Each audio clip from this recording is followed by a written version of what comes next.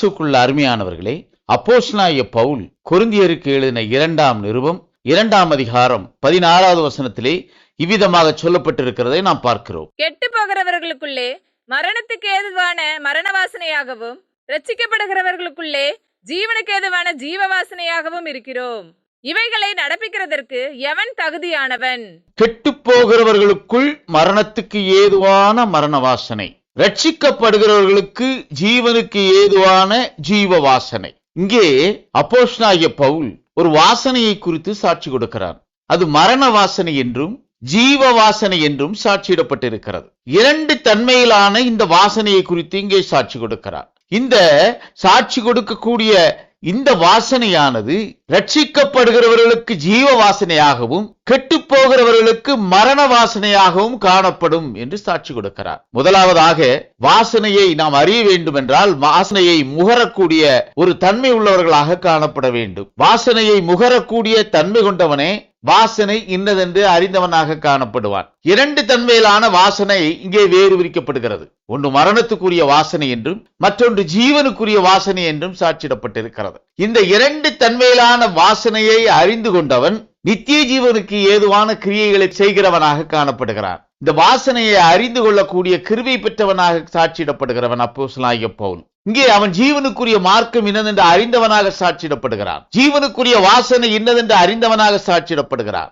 அவன் கொடுக்கக்கூடிய இந்த சாட்சியின் வசனமானது ரட்சிக்கப்படுகிறவர்களுக்கு ஜீவனுக்கு ஏதுவான ஜீவ வாசனை என்று சாட்சி கொடுக்கிறார். இந்த 2 தன்மையிலான வாசனை ஜீவனுக்குரிய வாசனை என்றும் மரணத்துக்குரிய வாசனை என்றும் சாட்சி கொடுக்கிறான். ஜீவனுக்குரிய வாசனை இன்னதென்று அறிந்தவனே மரணத்துக்குரிய வாசனை இன்னதென்று சாட்சியிடுகிறவனாக காணப்படுகிறான். மரணத்துக்குரிய வாசனையை பெற்றிருக்கிறவன் ஜீவனுக்குரிய வாசனையின் தன்மை இன்னதென்று அறியாதவன், ஜீவனுக்குரிய வாசனையை நுகர இயலாதவன், ஜீவனுக்குரிய வாசனைக்குரிய வார்த்தை இன்னதென்று அறிய இயலாதவன், அதை விசுவாசிக்க முடியாதவன். கெட்டு போகிறவன் இந்த மரண வாசனையை நுகர்கிறவனாகவும், ரட்சிக்கப்படுகிறவன் இந்த ஜீவ வாசனையின் மேல் வாஞ்சி கொண்டவனாகவும் சாட்சியிடப்படுகிறார். வேதம் சொல்கிறது, இங்கே சாட்சியிடக்கூடிய இந்த சாட்சியானது பிரமாணத்தை குறித்து சாட்சியிடக்கூடிய சாட்சியாக இங்கே அறிவிக்கப்படுகிறது. நியாய பிரமாணம் அது மரண வாசனைக்குரியது, அது ஜீவனுக்குரிய வாசனை கொண்டதாக இல்லை. ஏனென்றால் எழுத்து கொள்கிறது என்று சாட்சி கொடுக்கிறார். அப்போஸ்தலனாகிய பவுல் கொரிந்தியருக்கு எழுதின 2ஆம் நிருபம் 3ஆம் அதிகாரம் 6வது வசனத்திலே இவ்விதமாக சொல்லப்பட்டிருக்கிறதை நாம் பார்க்கிறோம். புது உடன்படிக்கையின் ஊழியக்காரராய் இருக்கும்படி அவரே எங்களை தகுதி உள்ளவர்களாக்கினார். அந்த உடன்படிக்கை எழுத்துக்குரியதாய் இராமல் ஆவிக்குரியதாய் இருக்கிறது. எழுத்து கொள்ளுகிறது, ஆவியோ உயிர்ப்பிக்கிறது. எழுத்து கொள்கிறது, ஆவியோ உயிர்ப்பிக்கிறது. இந்த எழுத்து மரண வாசனையை கொடுக்கிறதாக சாட்சி கொடுக்கிறார். இந்த நியாயப்பிரமாணமானது மரணத்துக்குரிய வாசனையை கொடுக்கிறதாக காணப்படுகிறது.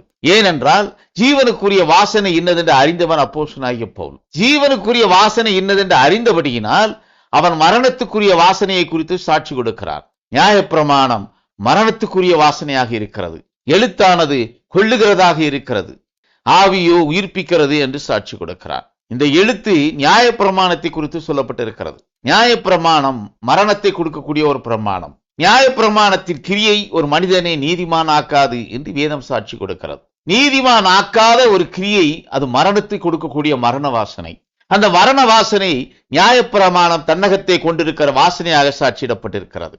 அந்த மரண வாசனையை நுகர்ந்தவர்களாக, அந்த மரண வாசனையின் மீது நாட்டம் கொண்டவர்களாக இஸ்ரவேலர்கள் காணப்பட்டார்கள். அவர்கள் கிறிஸ்துவை விசுவாசிக்கவில்லை, அவர்கள் ஜீவனுக்குரிய கிரியைகளை ஏற்றுக்கொள்ளவில்லை, அவர்கள் ஜீவனுக்குரிய வாசனை என்னதென்று அறியாதிருந்தார்கள். அவர்கள் மரண வாசனையின் மீது பற்று கொண்டவர்களாக இருந்தார்கள். அவர்கள் தாங்கள் பற்றி கொண்டிருக்கிற அந்த வாசனை தங்களுக்கு ஜீவனை கொடுக்காது, தங்களுக்குள்ளாக மரணத்தை உண்டாக்கும் என்பதை அறியாதிருந்தவர்களாக சாட்சியிடப்படுகிறார்கள். மோசேயினுடைய ஊழியத்தை குறித்து பவுல் சாட்சி கொடுக்கிறார். 2 கொரிந்தியர் 3ஆம் அதிகாரம் 9வது வசனத்தில் இதை பார்க்கிறோம். ஆக்கினை தீர்ப்பு கொடுக்கும் ஊழியம் மகிமையுள்ளதா இருந்தால் நீதியை கொடுக்கும் ஊழியம் அதிக மகிமையுள்ளதா இருக்குமே. ஆக்கினை தீர்ப்பு கொடுக்கும் ஊழியம் என்று சாட்சி கொடுக்கிறார். இந்த மரண வாசனையானது ஆக்கினை தீர்ப்பை கொடுக்கக்கூடிய ஒரு ஊழியத்தை செய்யக்கூடிய அந்த பிரமாணத்தின் ஊழியமாக சாட்சியிடப்பட்டிருக்கிறது. அந்த ஊழியம் மோசேயினுடைய ஊழியம் என்று சாட்சியிடுகிறார். அந்த மோசேயினுடைய ஊழியத்தை செய்து கொண்டிருக்கக்கூடிய ஆசாரியர்கள் மரணத்துக்கு ஏதுவான வாசனையை கொடுக்கக்கூடிய அந்த ரட்சிக்க திராணி இல்லாத அந்த பிரமாணத்தை பற்றி கொண்டவர்களாக சாட்சியிடப்படுகிறார்கள். அது ஆக்கினையை கொடுக்கக்கூடிய ஊழியம். இங்கே 2 தன்மையிலான ஊழியம் அப்போஸ்தலனாகிய பவுல் சாட்சி கொடுக்கிறார். ஒன்று ஆக்கினை தீர்ப்பு கொடுக்கும் ஊழியம், மற்றொன்று நீதியை கொடுக்கும் ஊழியம். ஆக்கினை தீர்ப்பு கொடுக்கும் ஊழியம் நியாயப்பிரமாண ஊழியம். அது மோசேயின் மூலமாக அனுப்பப்பட்ட ஊழியம். மோசேயின் மூலமாக அனுப்பப்பட்ட போது நியாயப்பிரமாணம் ஜீவனுள்ளதாக இருந்தது. நியாயப்பிரமாணத்தின் ஊழியம் ஜீவனுக்குரிய வாசனை கொண்டதாக இருந்தது. நியாயப்பிரமாணத்தை மீறுதல் பாவம் என்று வேதம் சாட்சி கொடுக்கிறது. நியாயப்பிரமாணம் இஸ்ரவேலர்கள் நடக்க வேண்டிய வழியையும் அவர்கள் செய்ய வேண்டிய காரியத்தையும் அவர்களுக்குள்ளாக தெரியப்படுத்தினது. யாத்திராகமம் 18ஆம் அதிகாரம் 20வது வசனத்திலே நாம் பார்க்கிறோம். கட்டளைகளையும் பிரமாணங்களையும் அவர்களுக்கு வெளிப்படுத்தி அவர்கள் நடக்க வேண்டிய வழியையும் அவர்கள் செய்ய வேண்டிய காரியத்தையும் அவர்களுக்கு தெரியப்படுத்தும். நியாயப்பிரமாணம் பாவம் இன்னதென்று அறிவித்தது. நியாயப்பிரமாணத்தை மீறுவது பாவம் என்று வேதம் சாட்சி கொடுக்கிறது. நியாயப்பிரமாணத்தின் கிரியை ஒரு மனிதனை நீதிமானாக்கிற்று. அது நியாயப்பிரமாணத்தின் கிரியை ஜீவனுக்குரிய வாசனையை கொடுக்கிற வரையிலும் அந்த கிரியையை கொண்டதாக காணப்பட்டது. நியாயப்பிரமாணத்தின் கிரியையின் காலம் நிறைவு பெற்ற பின் அந்த வாசனை ஜீவனுக்குரிய வாசனையை கொடுக்க இயலாது இருக்கக்கூடிய ஒரு வாசனையாக சாட்சியிடப்படுகிறது. அது கெட்டுப்போவதற்கு கொடுக்கக்கூடிய மரணத்துக்குரிய வாசனையாக சாட்சியிடப்பட்டு இருக்கிறது. நியாயப்பிரமாணம் பாவம் இன்னதென்று அறிவித்தது. நியாயப்பிரமாணத்தில் கொடுக்கப்பட்டிருக்கிற காரியங்கள் யாவும் அவைகளை பின்பற்றி நடக்கும் போது அவனுக்கு ஜீவனை கொடுத்ததாக, அது அவனுக்கு ஜீவ வாசனையை கொடுத்ததாக காணப்பட்டது. ஆனால் நியாயப்பிரமாணத்தின் கிரியை இங்கே மரண வாசனைக்குரியதாக மாறிற்று. ஜீவனுக்குரிய வாசனை அதற்கு கொடுக்கப்பட்டிருக்கிற காலம் நிறைவடைந்த பின், அது காலாவதியான பின், அதற்கு கொடுக்கப்பட்ட காலம் நிறைவடைந்த பின் அந்த வாசனை நுகரத்தக்க வாசனையாக இல்லை. அந்த காலம் கடந்த பின் அந்த வாசனை மரணத்தை கொடுக்கக்கூடிய ஒரு வாசனையாக மாற்றிற்று. அந்த காலத்தை நிர்ணயித்தவர் பிதாவாகிய தேவன். அவர் அதற்கென்று கொடுக்கப்பட்டிருக்கிற காலம் நிறைவேறும் வரையிலும் அந்த வாசனை ஜீவனுக்குரிய வாசனையை கொடுக்கதாக சாட்சியிடப்பட்டது. அந்த வாசனை இஸ்ரவேலர்கள் மத்தியிலே ஜீவனுக்குரிய ஒரு போஜனமாக காணப்பட்டது. இந்த நியாயப்பிரமாணத்தின் கிரியை நிறைவு பெற்ற பின் அது மரணத்தை கொடுக்கக்கூடிய போஜனமாக காணப்பட்டது. மரணத்தை கொடுக்கக்கூடிய வாசனையாக காணப்பட்டது. சர்வாங்க தகனப்பலிக்கென்று ஒரு பிரமாணம் லேவியராகமம் 6ஆம் அதிகாரம் 9வது வசனத்திலே நாம் பார்க்கிறோம். நீ ஆரோனுக்கும் அவன் குமாரருக்கும் கற்பிக்க வேண்டிய சர்வாங்க தகனபலிக்குரிய பிரமாணம் என்னவென்றால், சர்வாங்க தகனபலியானது முழுவதும் விடிய காலம் மட்டும் பலிபீடத்தின் மேல் எரிய வேண்டும். பலிபீடத்தின் மேலுள்ள அக்கினி எரிந்து கொண்டே இருக்க வேண்டும்.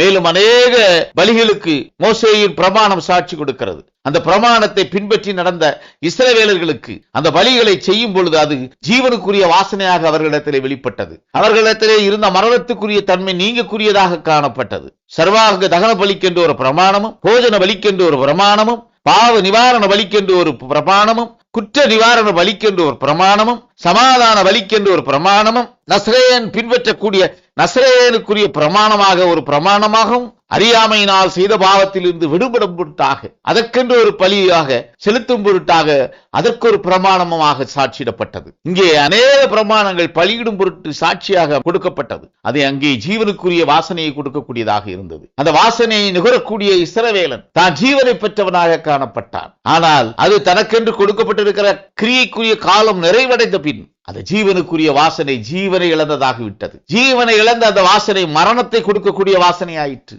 அதை நுகர்கிறவன் மரணத்தை அடையக்கூடிய தன்மைக்குள்ளாக அந்த வாசனை மாறியது. கிறிஸ்துவுக்குள் அருமையானவர்களே, நிர்ணயிக்கப்பட்ட காலம் வரையிலும் அது ஜீவனுக்கு கொடுக்கக்கூடிய ஜீவ வாசனையாகவும், அதன் காலம் நிறைவடைந்த பின் அந்த வாசனையானது ஜீவனை கொடுப்பதற்காக அல்லாதபடிக்கு மரணத்தை கொடுக்கக்கூடிய வாசனையாக சாட்சியிடப்பட்டது. இங்கே வேறொரு பிரமாணம் சாட்சியிடப்படுகிறது. ஒன்று ஆக்கினை தீர்ப்பை கொடுக்கும் மோசேயினுடைய ஊழியம் என்று அப்போஸ்தலனாகிய பவுல் சாட்சியிட்டானே, அதே அப்போஸ்தலனாகிய பவுல் நீதியை கொடுக்கக்கூடிய ஊழியம் என்று தன்னுடைய ஊழியத்தை சாட்சி கொடுக்கிறார். நீதியை கொடுக்கக்கூடிய ஊழியம் அது நியாயப்பிரமாணத்தில் இருந்து மாறுபட்ட ஒரு ஊழியம். முந்தின ஊழியம் நியாயப்பிரமாண ஊழியமானது அது ஆக்கினை தீர்ப்புக்குரிய ஊழியமாக சாட்சியிடப்பட்டது. அது மோசேயின் ஊழியம். மோசேயின் மூலம் கொடுக்கப்பட்ட பிரமாணத்தின் காலம் நிறைவடைந்த பின் அந்த ஊழியத்திற்கு கொடுக்கக்கூடிய காலம் நிறைவடைந்தது. அந்த ஊழியத்துக்கு கொடுக்கப்பட்டிருக்கிற மகிமையின் காலம் நிறைவடைந்த பின் நீதியை கொடுக்கக்கூடிய ஒரு ஊழியம் எழும்பிற்று. அந்த நீதியை கொடுக்கக்கூடிய ஊழியம் பிரஜாதிகள் மத்தியிலே எழுப்பப்பட்டது. அது பிரஜாதிகளுக்கு தகப்பனாக சாட்சியிடப்பட்ட அப்போஸ்தலனாகிய பவுல் சாட்சியிட்ட ஊழியம். அது நீதியை கொடுக்கக்கூடிய ஊழியம்.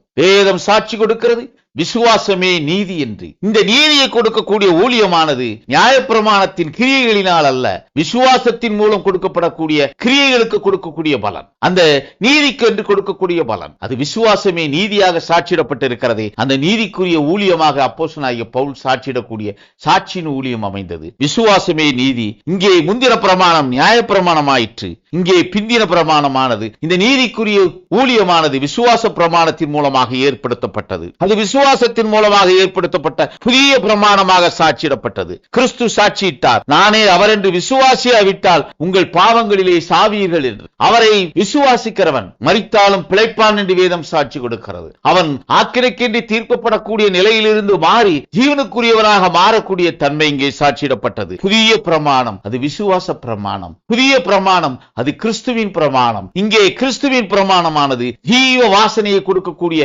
ஜீவனுக்குரிய பிரமாணமாக அமைந்தது. அது ரட்சிக்கப்படுகிறவர்களுக்கு ஜீவனுக்கு ஏதுவான ஜீவ வாசனையாக சாட்சியிடப்படுகிறது. நாம் விசுவாச பிரமாணத்தின் மூலமாக கிறிஸ்துவை நோக்கி சென்று கொண்டிருக்கக்கூடிய கிருபை பெற்ற வழியிலே நாம் சென்று கொண்டிருக்கிறோம். நாம் விசுவாசத்தின் மூலம் ரட்சிப்புக்கு ஏதுவான வாசனையை அறியக்கூடிய கிருபையை பெற்ற ஜனங்கள். நாம் விசுவாசத்தின் மூலம் நாம் நடக்க வேண்டிய வழிகளிலே கர்த்தர் நம்மை வளர்த்துக் கொண்டிருக்கக்கூடிய கிரியைக்குரிய காலத்துக்குள்ளாக நாம் சென்று கொண்டிருக்கிறோம். வார்த்தை மாமிசமானது, அதை விசுவாசியாதது அன்று பாவமாக அமைந்தது. கிறிஸ்துவுக்குள் அருமையானவர்களே, அங்கே புதிய பிரமாணம் கிறிஸ்துவின் பிரமாணம். அந்த கிறிஸ்துவின் பிரமாணத்தை அங்கீகரியாத இஸ்ரவேலர்கள் மரண வாசனையை நுகர்ந்தவர்களாக காணப்பட்டார்கள். கிறிஸ்துவின் வார்த்தையை விசுவாசித்தவர்கள், மாமிசமான அந்த வார்த்தையை விசுவாசித்தவர்கள் ஜீவ வாசனையை பெற்றவர்களாக சாட்சியிடப்படுகிறார்கள். நாம் விசுவாசத்தின் மூலம் வந்தடைந்திருக்கிறோம். ஆனால் இந்த கிருபை பிரமாணத்திலே விசுவாசியாதிருந்தால்தான் பாவம். நாம் நியாய பிரமாணத்தின் கிரியைகளுக்கு அல்ல, விசுவாசத்தின் மூலமே நீதிமானாக்கப்படுகிறோம். நாம் விசுவாசிக்க வேண்டும். எதை விசுவாசிக்க வேண்டும்?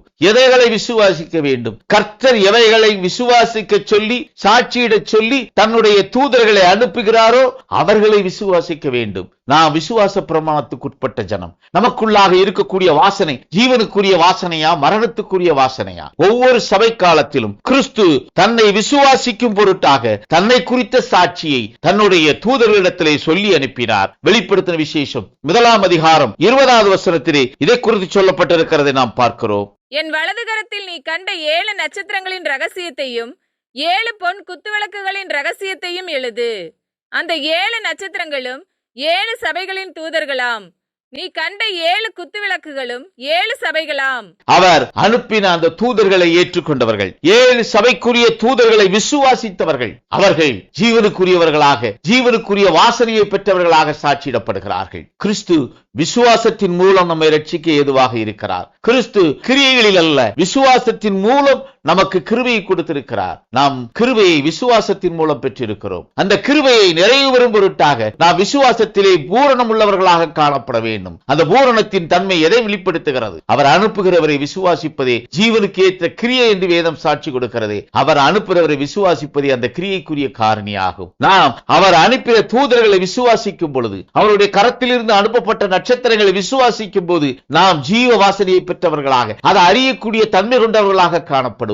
அல்லாதபடிக்கு நாம் கெட்டு போகிறவர்களுக்கு ஏதுவான மரண வாசனைக்குரியவர்களாகவே காணப்படுவோம். ஏனென்றால் நாம் கிரியைகளினால் அல்ல, கிருபையினால் ரட்சிக்கப்பட்டிருக்கிறோம். அந்த கிருபை நாம் வைக்கக்கூடிய விசுவாசத்தின் மூலம் நமக்கு கொடுக்கப்பட்டிருக்கிறது. நமக்கு அருளப்பட்டிருக்கிறது விசுவாச பிரமாணம். அவர் அனுப்புகிற தூதர்களை விசுவாசிப்பதே, அவர் கரத்திலிருந்து அனுப்பப்பட்ட சபை தூதர்களை விசுவாசிப்பதே கிறிஸ்தவர்களாகிய நமக்கு ஜீவனுக்குரிய வாசனையை கொடுக்கக்கூடிய காரணியாக அமைகிறது என்று வேதம் சாட்சி கொடுக்கிறது. நாம் இப்பொழுது ஜீவிக்கக்கூடிய காலம் 7 சபை காலங்களும் நிறைவு பெற்றிருக்கக்கூடிய காலம். 7 சபை காலங்களுக்குரிய கிரியைகளும் நிறைவு பெற்றிருக்கக்கூடிய காலம். இப்பொழுது நாம் ஜீவித்துக் கொண்டிருக்கக்கூடிய காலம். இப்பொழுது எவைகள் நிகழும் என்று வெளிப்படுத்தின விசேஷத்திலே அப்போஸ்தலனாகிய யோவானுக்கு கர்த்தர் வெளிப்படுத்தி காட்டினாரோ அவைகளெல்லாம் நிகழ வேண்டும். வெளிப்படுத்தின விசேஷம் 4 அதிகாரம் 1வது வசனத்திலே நாம் பார்க்கிறோம். இவைகளுக்கு பின்பு இதோ பரலோகத்தில் திறக்கப்பட்டிருந்த ஒரு வாசலை கண்டேன். முன்னே எக்காலம் சத்தம் போல என்னுடனே பேச நான் கேட்டிருந்த சத்தமானது, இங்கே ஏறி வா, இவைகளுக்கு பின்பு சம்பவிக்க வேண்டியவைகளை உனக்கு காண்பிப்பேன் என்று விளம்பினது. இவைகளுக்கு பின் இங்கே சொல்லப்பட்டிருக்கிற 7 சபை காலங்களுக்கும் பின்னாக எவைகள் நிகழ வேண்டும் என்பது இங்கே தீர்க்க தரிசனமாக உரைக்கப்பட்டிருக்கிறது. அவைகள் நிறைவேறக்கூடிய காலத்திலே நாம் இருக்கிறோம். 7 சபை காலங்களுடைய கிருபையின் காலம் நிறைவு பெற்று விட்டது. நாம் விசுவாசத்துக்குள்ளாக ரட்சிப்பை பெற்றுக்கொள்ள, ரட்சிப்பின் வாசனையை நுகர்ந்து கொள்ள, ஜீவனுக்குரிய வாசனையை நுகர்ந்து கொள்ள கொடுக்கப்பட்டிருக்கக்கூடிய சபை காலங்களுடைய கால அளவு நிறைவடைந்து விட்டது. இப்பொழுது அந்த வாசனையானது ரட்சிக்கப்படுகிறவர்களுக்கு ஜீவனுக்கு ஏதுவான ஜீவ வாசனையை கொடுக்கிறதாக இல்லை. சபை பிரமாணமானது அது நிறைவேறின பின்னராக இப்பொழுது அது ஜீவனுக்கு ஏதுவான ஜீவ வாசனை கொடுக்கிற தன்மையிலே அது இல்லை. அது மரணத்துக்கு ஏதுவான மரண வாசனையை கொடுக்கிறதாகவே சாட்சியிடப்படுகிறது. சபை காலங்கள் நிறைவு பெற்ற பின் கர்த்தர் தன்னுடைய தூதர்கள் மூலமாக கொடுக்கப்படக்கூடிய சாட்சி நிறைவடைந்த பின், சபைக்காலம் நிறைவடைந்த பின் எவைகள் நிகழ வேண்டும், அவைகள் நிகழக்கூடிய காலத்துக்குள்ளாக நாம் இப்பொழுது ஜீவித்துக் கொண்டிருக்கிறோம். வெளிப்படுத்துகிற விசேஷம் 18ஆம் அதிகாரம் 4வது வசனத்திலே நாம் பார்க்கிறோம். பின்பு வேறொரு சத்தம் வானத்திலிருந்து உண்டாக கேட்டேன். அது, என் ஜனங்களே, நீங்கள் அவளுடைய பாவங்களுக்கு உடன்படாமலும் அவளுக்கு நேரிடும் வாதைகளில் அகப்படாமலும் இருக்கும்படிக்கு அவளை விட்டு வெளியே வாருங்கள். இங்கே வேறொரு சத்தம் வானத்திலிருந்து உண்டாக கேட்டேன் என்று அப்போஸ்தலனாகிய யோவானுக்கு சாட்சியிடக்கூடிய சாட்சியை நாம் பார்க்கிறோம். யோவான் கொடுக்கக்கூடிய இந்த சாட்சியானது வானத்திலிருந்து உண்டாக கேட்ட அந்த சத்தம், அது வானத்திலிருந்து உண்டாக கேட்ட சத்தம். அது இந்த பூமியிலே இதுவரையும் அறிவிக்கப்படாத ஒரு சத்தம். அது கர்த்தருடைய சமூகத்திலிருந்து அனுப்பப்பட்ட தூதனை கொண்டு அறிவிக்கப்படக்கூடிய ஒரு சத்தம். அந்த சத்தம் சாட்சி கொடுக்கிறது, அவளுடைய பாவங்களுக்கு உடன்படாதே என்று, அவளுக்கு நேரிடக்கூடிய பாதைகளிலே அகப்படாதே என்று அவரை குறித்து வெளியே வரும்படியாக கொடுக்கக்கூடிய சாட்சி. ஜீவனுக்குரிய வாசனையாக இது சாட்சியிடப்பட்டிருக்கிறது. 7 சபை காலங்களுடைய தன்மைகளும் நிறைவேறிந்த பின் அங்கே ஜீவனுக்குரிய வாசனையை கொடுக்கக்கூடிய தன்மையிலே அந்த சபை பிரமாணங்கள் அமைகிறதில்லை. எப்படி மோசேயினுடைய பிரமாணமானது அது மரணத்துக்கு ஏதுவான மரண வாசனையை கொடுக்கக்கூடிய பிரமாணமாக அமைந்ததோ, அதே போல சபை பிரமாணம் நிறைவடைந்த பின் சபைக்குரிய பிரமாணங்கள் மரண வாசனையை கொடுக்கக்கூடிய பிரமாணமாகவே சாட்சியிடப்பட்டிருக்கிறது. அந்த மரண வாசனையிலிருந்து வெளிவர வேண்டும் என்றால் ஜீவனுக்குரிய வாசனை இன்னதென்று அறிந்தவராக காணப்பட வேண்டும். ஜீவனுக்குரிய வாசனையை பெற்றுக் கொண்டிருக்கிறவன் மரண வாசனை இன்னதென்று அறிந்து கொள்வான். ஜீவனுக்குரிய வார்த்தை இன்னதென்று அறிந்து கொண்டவன் மரணத்துக்குரிய வார்த்தை இன்னதென்று அறிந்து கொள்வான். ஜீவனுக்குரிய பிரமாணத்தை அறிந்து கொண்டவன் மரணத்துக்குரிய பிரமாணம் இன்னதென்று அறிந்து கொள்வான். நாம் முகரக்கூடிய அந்த முகர்வு ஜீவ வாசனையை முகரக்கூடிய முகர்வாக காணப்படுமே. ஆனால் நாம் நித்திய ஜீவனுக்குள்ளாக கடந்து செல்லக்கூடிய கிருபை பெற்றவர்களாக காணப்படுவோம். நாம் விசுவாசத்தின் மூலமாகவே கிறிஸ்துவுக்குள்ளாக இணைக்கப்பட்டிருக்கிறோம். விசுவாச பிரமாணமே நமக்கு நித்திய ஜீவனை கொடுக்கக்கூடிய பிரமாணமாக சாட்சியிடப்பட்டிருக்கிறது. நாம் வைக்கக்கூடிய விசுவாசம் ஜீவனுக்குரிய வார்த்தையிலா, மரணத்துக்குரிய வார்த்தையிலா, நிறைவேறின வார்த்தையிலா, சாட்சியிடப்படக்கூடிய சாட்சியின் வார்த்தையிலா, நாம் சாட்சியின் வார்த்தைக்குள்ளாக நாம் வழிநடத்தப்பட தேவ சமூகத்தை நம்மை ஒப்புக் கொடுப்போம். கர்த்தர் பெரிய காரியங்களை செய்து நம்ம வழி நடத்துவார். ஆமென், ஆமென், ஆமென்.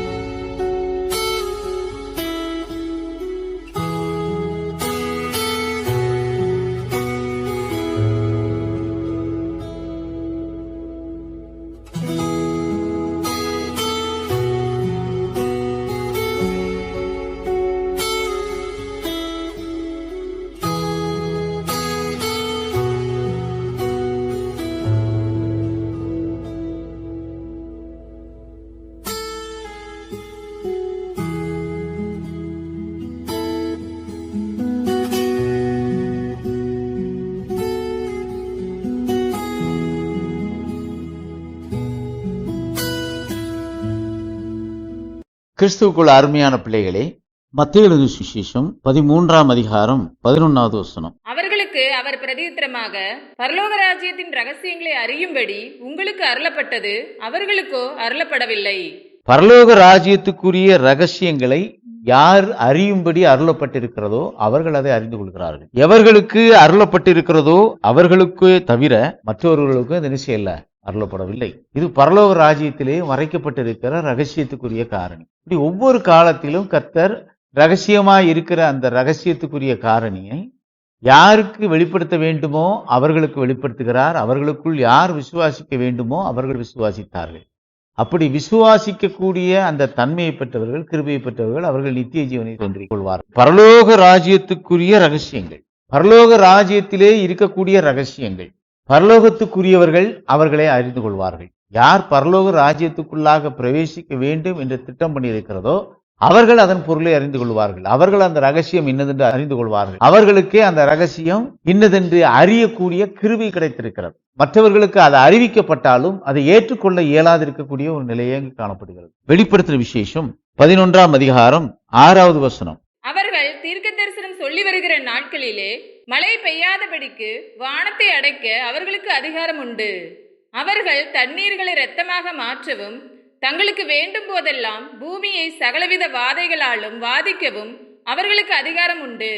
இங்கே கர்த்தருடைய 2 சாட்சிகளை குறித்து சொல்லப்பட்டிருக்கிறது. இந்த 2 சாட்சிகளும் தீர்க்க தரிசனம் சொல்லக்கூடிய காலத்திலே இந்த 3 விதமான அடையாளங்கள் நடக்கும் என்று சொல்லப்பட்டிருக்கிறது. இதிலே அவர்கள் தீர்க்க தரிசனம் சொல்லி வருகிற நாட்களிலே மழை பெய்யாதபடிக்கு வானத்தை அடைக்க அவர்களுக்கு அதிகாரம் இருக்கிறது. மழை வானத்திலிருந்து பொழியக்கூடியது. மழை பெய்யாவிட்டால் தாவரங்கள் செழித்தோங்காது, ஏரிகள் குளங்கள் நிரம்பாது. இவையெல்லாம் வரணும் என்றால் இயற்கையிலே சிருஷ்டிக்கப்பட்ட சிருஷ்டிப்பு எப்படி இருக்கிறது? கடல் நீர் ஆவியாக வேண்டும், அது குளிர்ந்து பூமியின் மேற்பரப்பில் என்ன செய்யணும்? மழை பொழிய வேண்டும். அப்படி மழை பொழியால் ஒழிய விருட்சங்களோ தாவரங்களோ எந்த செடி கொடிகளோ எதுவும் வளராது. எபிரேயர்களின் நிருபம் 6ஆம் அதிகாரம் 7வது வசனத்திலே இதை குறித்து சொல்லப்பட்டிருக்கிறதை நாம் பார்க்கிறோம். எப்படி எனில் தன்மேல் அடிக்கடி பெய்கிற மழையை குடித்து தன்னிடத்தில் பயிரிடுகிறவர்களுக்கேற்ற பயிரை முளைப்பிக்கும் நிலமானது தேவனால் ஆசீர்வாதம் பெறும். தன்னிடத்தில் பயிரிடுவர்களுக்கு ஏற்ற பயிரை முளைப்பிக்கும் நிலமானது என்று சொல்லப்பட்டிருக்கிறது. பயிரிடுகிறவர்களுக்கு பயிரை முளைப்பிக்கும் நிலம் ஆசீர்வாதம் பெறும். எப்படி எனில் தன்மேல் அடிக்கடி பெய்யக்கூடிய மழையை குடித்து இங்கே பயிரிடுகிறவர்களுக்கு ஏற்ற பயிரை முளைப்பிக்கும் நிலம் என்று நிருபத்திலே சாட்சி கொடுக்கிறதை நாம் பார்க்கிறோம். அங்கே பயிரை முளைப்பிப்பதற்கு மழை நீர் அவசியம் என்று இங்கே சொல்லப்பட்டிருக்கிறதை மற்றொரு சாட்சியாக நாம் பார்க்கிறோம். அப்படி எந்த தாவரங்களும் வளரவில்லை என்றால் பூமியிலே எந்த ஜீவராசிகளும் ஜீவிக்க முடியாத ஒரு நிலை, பாலைவனம் போல எல்லாம் மாறிவிடும். இயேசு கிறிஸ்து இந்த காரியத்தை குறித்து சொல்லும் பொழுது இங்கே யோவானுக்கு இது வெளிப்படுத்தப்படுகிறது. யோவானுக்கு வெளிப்படுத்தின இந்த விசேஷத்திலே யோவானுக்கு வெளிப்படுத்தின இந்த காரியமானது அந்த தீர்க்கதரிசிகள் வந்து தீர்க்க தரிசனம் சொல்லக்கூடிய காலத்திலே என்ன கிரியை நடக்க வேண்டும்? வானத்திலிருந்து மழை பொழிவதை அவர்கள் அடைக்கக்கூடிய அதிகாரம் பெற்றவர்கள் என்று இங்கே வெளிப்படுத்தின வார்த்தையிலே சொல்லப்பட்டிருக்கிறது. ஏனென்றால் வெளிப்படுத்தின விசேஷத்திலே சொல்லப்பட்டிருக்க எல்லாம் தீர்க்க தரிசனங்கள். வெளிப்படுத்தின விசேஷத்திலே சொல்லப்பட்டிருக்க தீர்க்க தரிசனமானது சுய தோற்றமுள்ள பொருளை உடையதாக இராது. எந்த தீர்க்க தரிசனமும் சுய தோற்றமுள்ள பொருளை உடையதாக இராது என்றே வேதம் சாட்சி கொடுக்கிறது. இவர்கள் மலையை அடைக்கக்கூடிய அதிகாரம் பெற்றிருக்கிறார்கள். வானத்திலிருந்து பொழியக்கூடிய அந்த மலையை அடைக்கக்கூடிய அதிகாரம் பெற்றிருக்கிறார்கள். இது நேரடியாக நாம் சிந்திப்பதுமானால் மேகத்திலிருந்து வரக்கூடிய மழை நின்று போய்விடும் என்று காணக்கூடிய ஒரு சிந்தை தான் பொதுவாக காணப்படும். ஆனால் அப்படியாக சொல்லப்பட்டிருக்க காரியம் நேரடியாக சொல்லப்படுகிற காரியம். ஏனென்றால் தீர்க்க தரிசன வார்த்தை சொல்கிறது, தீர்க்க தரிசன வார்த்தைகள் ஒரு வார்த்தைகள் கூட நேரடியாக சுய தோற்றமுள்ள பொருளுடையதாக இராது. அது மறைமுகமாக வேறொரு தன்மைக்குள்ளாக வர வேண்டும். ஏனென்றால் பரலோக ராஜ்யத்தினுடைய இந்த ரகசியங்களை யாருக்கெல்லாம் அருளப்பட்டிருக்கிறதோ அவர்கள் அதை ஏற்றுக்கொள்வார்கள் என்றே கிறிஸ்து சாட்சி கொடுத்ததை நாம் பார்த்தோம். மற்றவருடைய சிந்தை எப்படி இருக்கும்? வானத்திலிருந்து மழை பெய்யாது, அப்பூமி வறட்சி காணப்படும், இப்படியான ஒரு நிலைதான் வரும் அப்படின்னு சிந்திக்கக்கூடிய பொதுவான சிந்தையாகவே காணப்படுது. ஆனால் தீர்க்க தரிசனம் அப்படியான வார்த்தை கொண்டிருக்கிறது இல்லை. அது சுய தோற்றமுள்ள பொருளை உடையதாக இல்லை. அது மறைக்கப்பட்டிருக்கிற ரகசியமாக இருக்கிறது. ஆதியாகமம் 2ஆம் அதிகாரம் 5வது வசனம். நிலத்தினுடைய சகலவித செடிகளும் பூமியின் மேல் இன்னும் உண்டாகவில்லை, நிலத்தினுடைய சகலவித பூண்டுகளும் இன்னும் முளைக்கவில்லை. ஏனெனில் தேவனாகிய கர்த்தர் பூமியின் மேல் இன்னும் மழையை பெய்ய பண்ணவில்லை, நிலத்தை பண்படுத்த மனுஷனும் இருந்ததில்லை. கர்த்தர் 6 நாட்களிலும் எல்லாவற்றையும் சிருஷ்டித்தார். அதன் பின்னர் 7ஆம் நாள் அவர் ஓய்ந்திருந்தார். 7ஆம் நாள் ஓய்ந்திருந்த பின்னர் ஒரு கிரியைக்குரிய காலம் எழும்புகிறது. அந்த கிரியைக்குரிய காலம்தான் இந்த வேதாகமத்திலே சொல்லப்பட்டிருக்கிற காலம். 7ஆம் நாள் அவர் ஓய்ந்திருந்த பின் கிரியைக்குரிய ஒரு காலம் வருகிறது. அந்த கிரியைக்குரிய காலம் எப்படிப்பட்ட காலமாக இருக்கும்? இங்கே ஏதேன் தோட்டம் உருவாக்கப்படுகிறது. இந்த ஏதேன் தோட்டத்துக்குள்ளாக ஆதாம் என்ற ஆவியின் மனுஷன் ஒருவன் குடியமர்த்தப்படுகிறான். அவனுக்குள்ளாக ஆவியின் சரீரம் காணப்படுகிறது. ஏனென்றால் தேவனாகிய கர்த்தர் தன்னுடைய ஜீவ சுவாசத்தை அவனுக்குள்ளாக ஊதினார், அவன் ஜீவாத்மா கொண்டவனானான் என்று வேதம் சாட்சி கொடுக்கிறதை நாம் பார்க்கிறோம். அவனுக்குள்ளாக ஜீவனுக்குரிய ஒரு சரீரம் உருவாகிறது. அவன் மற்ற மனிதர்களிலிருந்து வேறு பிரிக்கப்பட்டவன். இங்கே அப்படி வேறு பிரிக்கப்பட்டவன் ஏதேன் என்ற ஒரு தோட்டத்துக்குள்ளாக குடியமர்த்தப்படுகிறான். இந்த ஏதேன் யாருக்காக உருவாக்கப்பட்ட தோட்டம்? இந்த தோட்டம் ஆவியின் சரீரம் கொண்ட ஆதாம் என்ற ஆத்துமா கொண்ட மனிதன் உலாவுவதற்காக தேர்ந்தெடுக்கப்பட்ட தோட்டம். ஏனென்றால் அந்த ஸ்தலத்துக்குள்ளாகத்தான் அவனோடு சேர்ந்து உலாவி வந்தார். ஏதேன் தோட்டத்துக்குள்ளாக வந்து குடியமர்த்தப்படும் முன்பாக அங்கே அவனுக்குள்ளாக அவர் கடந்து வராதிருக்கக்கூடிய ஒரு நிலை, அவனுக்குள்ளாக இடைவிடாது இருக்கக்கூடிய ஒரு நிலை. இங்கே ஏதேன் தோட்டத்துக்குள்ளே வரும் பொழுது அவனோடு இடைவிடுகிறவராக வருகிறார். இந்த ஏதேன் தோட்டம் சிருஷ்டிக்கப்படக்கூடிய அந்த கால அளவுக்கு முன்னர் அந்த ஏதேன் தோட்டம் உடைய அந்த பகுதியானது எப்படிப்பட்டதாக காணப்பட்டது? அந்த ஏதேன் தோட்டம் உருவாக்கப்பட்ட அந்த ஸ்தலமானது அங்கே மழை காணாதிருக்கக்கூடிய ஒரு தேசம். அங்கே வானத்திலிருந்து மழை பொழியவில்லை. அங்கே மழை நீர் காணப்படாத அந்த ஒரு காலம் அங்கே காணப்பட்டது. எப்படி ஆதாம் என்ற ஆத்மா கொண்ட மனிதன் அந்த இடத்திலே உலாவுவதற்கு முன்னர் அங்கே மழை நிறுத்தப்பட்டிருந்ததோ அதே போல ஒரு நிலைதான் இந்த வெளிப்படுத்தின விசேஷத்திலே சொல்லப்பட்டிருக்கிற அந்த தீர்க்கதரிசிகள் சாட்சியிடக்கூடிய காலத்திலே அவர்களுக்கு அந்த அதிகாரம் கொடுக்கப்பட்டிருக்கிறது என்று சொல்லப்பட்டிருக்கிறது. கர்த்தர் விருட்சங்களை எல்லாம் 3ஆம் நாளிலே சிருஷ்டித்தார். ஆதியாகமம் 1ஆம் அதிகாரம் 11 மற்றும் 12 வசனங்கள். அப்பொழுது தேவன் பூமியானது புல்லையும் விதையை பிறப்பிக்கும் பூண்டுகளையும் பூமியின் மேல் தங்கள் விதையினுடைய கனிகளை தங்கள் ஜாதியின்படியே கொடுக்கும் கனி விருட்சங்களையும் முளைப்பிக்க கடவது என்றார். அது அப்படியே ஆயிற்று. பூமியானது புல்லையும் தங்கள் ஜாதியின்படியே விதையை பிறப்பிக்கும் பூண்டுகளையும் தங்கள் ஜாதியின்படியே தங்கள் விதையினுடைய கனிகளை கொடுக்கும் விருட்சங்களையும் முளைப்பித்தது. தேவன் அது நல்லது என்று கண்டார். இங்கே இந்த 3ஆம் நாளிலே கர்த்தர் விருட்சங்களை உண்டாக்கினார். சகல வித விருட்சங்களும் உண்டாக்கப்பட்டது. சகல தாவரங்களும் உருவாக்கப்பட்டது. உருவாக்கப்பட்ட விதைகளை கொண்டிருக்கக்கூடிய அந்த தாவரங்கள் வளருவதற்கு மழை வேண்டும், நீர் வேண்டும். நீரின்றி அமையாது உலகு என்று சொல்லப்பட்டிருக்கிற தமிழ் சொல்லினுடைய தொடரை நாம் காண்கிறோம். இங்கே நீர் இல்லாதபடிக்கு தாவரங்கள் வளருவதில்லை. அப்படி என்றால் அங்கே நீரை கொடுக்கக்கூடிய ஒரு தன்மையிலே அந்த கால சூழ்நிலை அமைந்திருந்தக்கூடியதை வேதம் சாட்சியிடுகிறதை நாம் பார்க்கிறோம். 3ஆம் நாளிலே மழை பெய்தது. 3ஆம் நாளிலே ஏரி குளங்கள் இருந்தது. 3ஆம் நாளிலே குட்டைகள் இருந்தது. 3ஆம் நாளிலே ஆறுகள் ஓடிக்கொண்டிருந்தது. இவையெல்லாம் உருவாவதற்கு அங்கே மழை ஒரு காரணியாக அங்கே செயல்பட்டது. இது எல்லாம் 3ஆம் நாளிலே நடந்த நிகழ்வு. ஆனால் இங்கே சொல்லப்பட்டிருக்கிறது 7ஆம் நாள் ஓய்ந்திருந்த பின் 8ஆம் நாளிலே செய்த இந்த கிரியைக்குள்ளாக வரும் பொழுது அங்கே மழை பெய்யாது இருக்கக்கூடிய ஒரு நிலை. ஏனென்றால் அங்கே அந்த மனுஷன் உருவாக்கப்படவில்லை. எந்த மனுஷன் உருவாக்கப்படவில்லை? ஆவியின் சரீரம் கொண்டிருக்கக்கூடிய அந்த தன்மை கொண்டிருக்கக்கூடிய அந்த பண்பட்ட மனிதன் உருவாக்கப்படாது இருக்கக்கூடிய நிலை. ஆவியின் சரீரம் பெற்றிருக்கிற மனிதன் இல்லாதிருந்த அந்த காலம் அங்கே கர்த்தத்துவ தோட்டத்துக்குள்ளாக மழை அடைக்கப்பட்ட ஒரு காலம். இங்கே கர்த்தத்துவ தோட்டமாக காணப்படுகிற கிறிஸ்தவர்களுக்குள்ளாக மழை என்ற அந்த ஜீவனுக்குரிய கிரியையை அடைக்கக்கூடிய அதிகாரம் அந்த சாட்சிகளிடத்திலே கொடுக்கப்பட்டிருக்கிறது என்று வேதம் சாட்சி கொடுக்கிறது. அந்த சாட்சிகள் ஜீவனுக்குரிய அந்த கிரியை என்ற மலையை கர்த்தத்துவ தோட்டத்திலே நிறுத்தக்கூடிய அதிகாரம் பெற்றவர்களாக காணப்படுகிறார்கள். ஏனென்றால் ஏதேன் தோட்டம் உருவாக்கப்பட்ட காலத்திலே அங்கே ஆதாம் அங்கே சென்று குடியமர்த்தப்பட்ட காலம் ஒரு நாகரிக காலம். அங்கே பட்டணங்கள் உருவாகியிருந்த காலம், ஜனங்கள் மாளிகைகளை கட்டி குடியமர்ந்த காலம். இவையெல்லாம் நாகரிக காலம். நாகரிக காலத்துக்குள்ளாக விவசாயத்தை செய்வதற்காக நீர்நிலைகளை உருவாக்கினார்கள். நீர்நிலைகள் உருவாக்கப்பட்டது. அங்கிருந்து விவசாயத்திற்கென்று தண்ணீர்கள் பாசனத்துக்கென்று எடுத்துக்கொள்ளப்பட்டது. இப்படி எல்லா கிரியைகளும் இருக்கக்கூடிய அந்த கால அளவுதான் நாகரிக காலம். நாம் நாகரிக காலத்தின் உச்சத்திலே இருக்கிறோம். அன்றைக்கு கிட்டத்தட்ட ஆதாம் உருவாக்கப்பட்ட நாளிலும் ஒரு நாகரிக காலம். ஏனென்றால் ஆதாமுடைய குமாரன் அங்கே காயின் என்பவன் அங்கே பட்டணங்களை கட்டினான் என்று வேதத்திலே நாம் பார்க்கிறோம். இங்கே அந்த கால அளவானது நாகரிக கால அளவு. நாகரிக காலம் மழையை கண்ட காலம், மழை நீரினால் வரக்கூடிய நீர்களை தேக்கி வைத்த காலம், அது நீர்த்தேக்கங்களை உருவாக்கின காலம், பாசன வசைகளை உருவாக்கின காலம். இப்படியான ஒரு கால அளவுதான் அங்கே ஆதாம் சிருஷ்டிக்கப்பட்ட காலம். ஆதாம் சிருஷ்டிக்கப்படுவதற்கு பல ஆயிரம் ஆண்டுகளுக்கு முன்பாகவே பூமி மழையை கண்டது. ஏனென்றால் 3ஆம் நாளிலே அவர் மழையை பரிசிக்க பண்ணுகிறார். தாவரங்கள் வளருகிறது. சங்கீதத்திலே இதை குறித்து சொல்லப்பட்டிருக்கிறதை நாம் பார்க்கிறோம். இப்படி மழை என்று சொல்லப்படக்கூடிய அந்த தண்ணீரை கொடுக்கக்கூடிய மேகம் பொழிகிற நீர் இங்கே சாட்சியாக அறிவிக்கப்படவில்லை. இங்கே சொல்லப்பட்டிருக்கிற இந்த நிறுத்தப்படக்கூடிய மழையானது இங்கே மறைக்கப்பட்டிருக்கிற தேவ ரகசியமா, பரலோக ராஜ்யத்திற்குரிய இந்த ரகசியமானது யாருக்கு அருளப்பட்டிருக்கிறதோ அவர்கள் அதை அங்கீகரிப்பார்கள். அவர்களுக்கு அது அருளப்பட்டிருக்கிறது. அவர்கள் அதை ஏற்றுக்கொள்வார்கள். அவர்கள் அதை விசுவாசிப்பார்கள். நாம் வந்திருக்கிற இந்த கடைசி நாட்களிலே அப்படியான அதிகாரத்தை பெற்றிருக்கக்கூடிய தூதர்கள் வந்து தங்களுடைய கிரியைகளை செய்யக்கூடிய காலத்திலே அதை சாட்சியிடுகிற ஊழியத்திலே நாம் ஐக்கப்பட்டிருக்கிறோம். இந்த சாட்சியின் ஊழியத்திலே ஐக்கப்பட்டிருக்கிற நாம் விசுவாசத்திலே வளர, கர்த்தர் நமக்கு அனுகிரகம் செய்யும்படியா தேவ சமூகத்தில் நம்ம ஒப்புக் கொடுப்போம். கர்த்தர் பெரிய காரியங்களை செய்வார். ஆமென்.